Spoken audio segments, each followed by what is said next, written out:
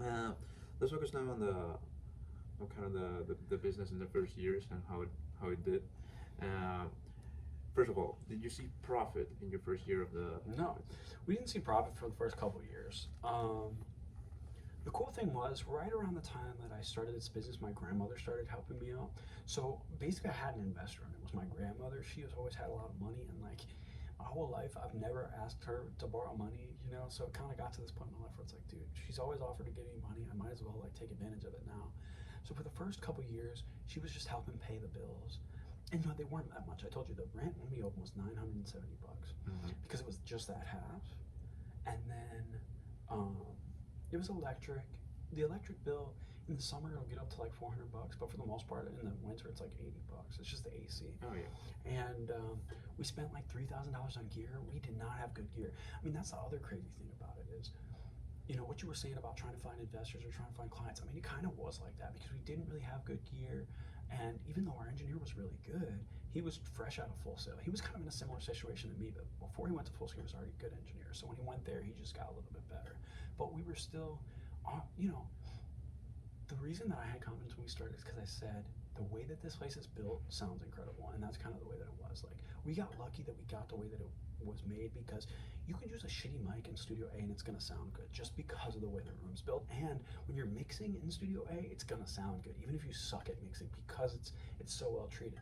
So that's how the way we first marketed the business is kind of interesting. We would just say record where Backstreet Boys, NSYNC, 50 Cent, Kanye, because the list of people that had recorded there was so crazy. And he gave it to us, and it was like Jennifer Hudson recorded there, the Pussycat Dolls recorded there, apparently like Shaq, Cisco, apparently Kanye and 50 Cent recorded there back in the day, which of course Kanye at the time was like not that big. Yeah. And it's just like after a couple of years, it's like, dude.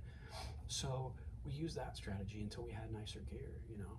But it took us a couple years to even buy like an analog preamp and stuff like that. And how much would you say it cost the first year for starting up the business? The total cost of the thing, like rent, gear. I'm guessing rent was the biggest Yeah, thing. not much. Yeah, it was like rent was like $1,000 a year or $1,000 a month. And was The that was the bills and biggest stuff expense? were like 5 to 10 or Mhm. 500 to $1,000, and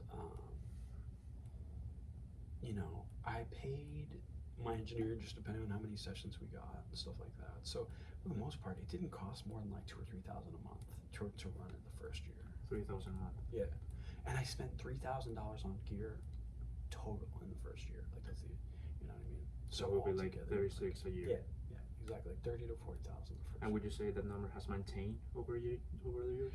No, it just keeps going up because after a while, I hired someone to answer the phones all the time. So that was a big expense. That's one of the reasons that we brought our bills back down so little. Because at a point, it was getting up to $10,000, $15,000 a month because I was paying people to answer the phones. I was paying people just lots of different stuff.